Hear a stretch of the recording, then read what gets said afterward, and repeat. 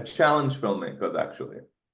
I challenge filmmakers not only to tell great stories, but I challenge us to make stories that people want to watch.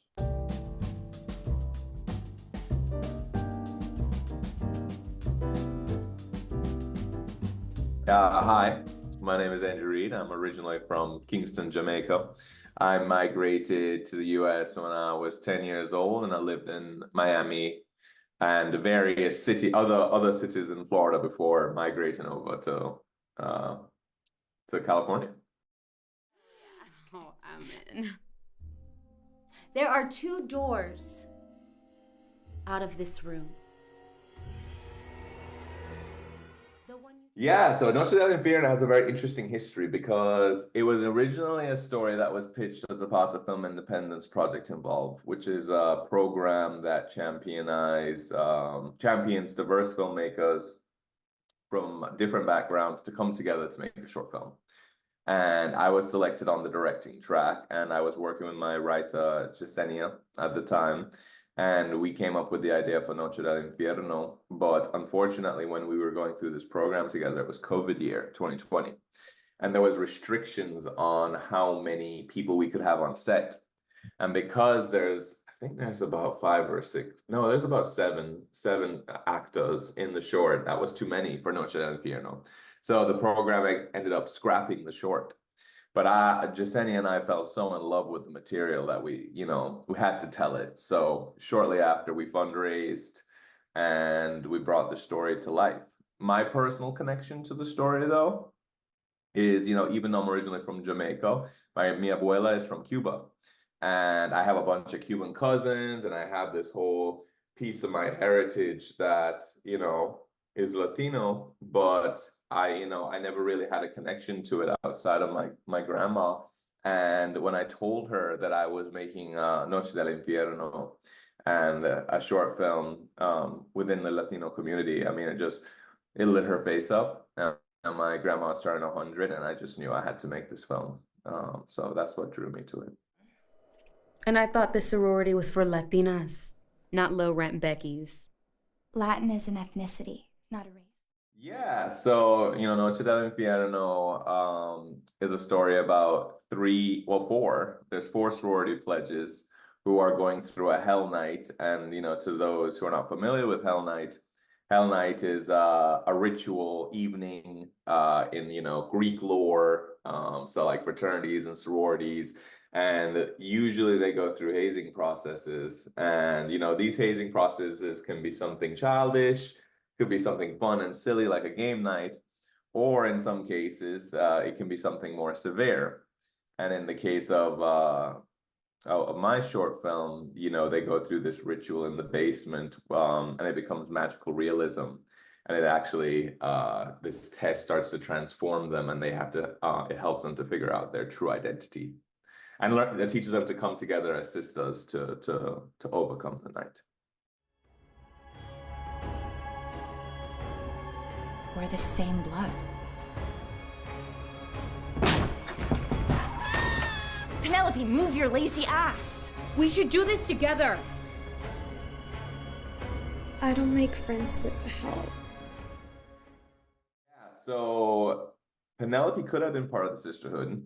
She has a very important moment in the short where she has a choice, where they're asking her, like, come over here, help us with this. We're learning to bypass each other's discriminate. They have, their own little, peeves with each other about what they feel is a real Latina. And Penelope has a moment to join in on this revelation, but instead she dismisses them. And that, I think, is the key moment in Penelope's arc in the short, where she has chosen a different path, not to come together necessarily with the community, because here's the thing, in Noche, they all have very distinct versions of, being Latino. So, you have your white Latinidad, you have your more stereotypical facing Latinidad who doesn't even speak Spanish. And then you have Penelope, who's from Spain, who's not even Latino. But it doesn't necessarily mean that we can't be a part of this community together. And she dismisses that opportunity, and that ultimately is what banishes her to her ultimate fate.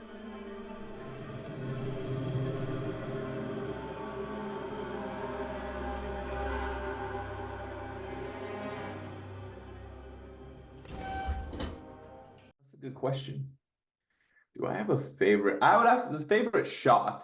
There's a favorite shot that I really like, and it was this oneer when they're going through, I think, phase 2 of like the transitions as they're like going deeper. It's like the lights go out and then they wake up, and Elena, I believe, is like more voluptuous and has like a bigger, more stereotypical, like voluptuous Latina body, and then Penelope is like vomiting up the golden spoon, and oh my gosh, it's been 2 years since I made this. I'm blanking on the third character. I think Gina. Her hair is turning, and she's like forming more into a Karen.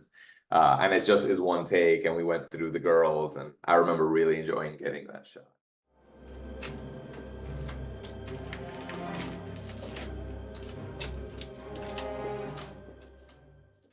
Yeah, that was gonna be my second scene.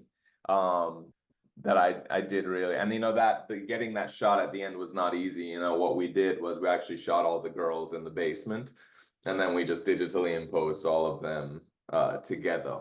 But actually, because of COVID, I could not have them all in the same room at the same time. Deeper than money, language, or status. You're either part of the sisterhood, or you're holding us back.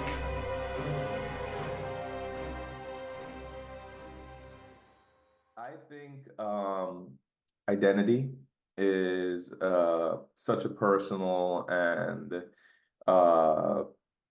it's something that I think we even for the whole of our lives kind of struggle with, because we're always changing. And I've noticed just in my personal experiences, I kind of taste the others, that a lot of people struggle with their identity and being proud and honest about their identity when presenting themselves to others in this world. So, in the sense of Noche del Infierno, what defines being Latino, is a person who takes the initiative to learn Spanish, to visit their native country, and, learn about the culture and embrace it. Are they no less than the person who maybe was born from that country, but then forgot about it and haven't, like, how do you define community? So for me, and then with, disability, define disability, like take, for instance, Asia A, it's like there's so many variations of disability. I myself have a disability. And I believe you can be a part of multiple communities that still represent your identity. We are not just bound to one community. So for me, between Asia and Noche del Infierno, it's definitely those like coming of age years for the characters in those films, of like, the college, the high school years, where we are discovering ourselves. And I think as we get older, I'm 34 now, I think sometimes people forget how tumultuous those years and how key those years are to one's personal growth as an individual. Can we hurry this up? I have a rave at the zoo. So, I think the hardest part of bringing any story to life is, the financing, because I think there's a lot of great stories on there, out there. I've read so many beautiful scripts, but, finding the financing to give the story justice is always extremely difficult, even more so when you're making features.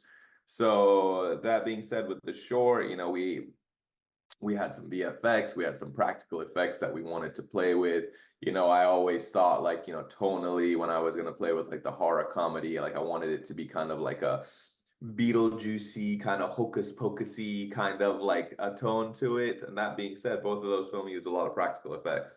But I wanted to make sure with the door and the shaking and like the basement and the girls, that I wanted to make things as real as possible. So that being said, it wasn't the cheapest short to make, but through various investors, through grants, we all came together and, made the film. Also it was still like in the COVID era. So, we still had to be extremely conscious of how many actors and cast and crew we had on set. And there was days where I wanted to have more, but producers informed me we could not for safety reasons. So there was always hurdles.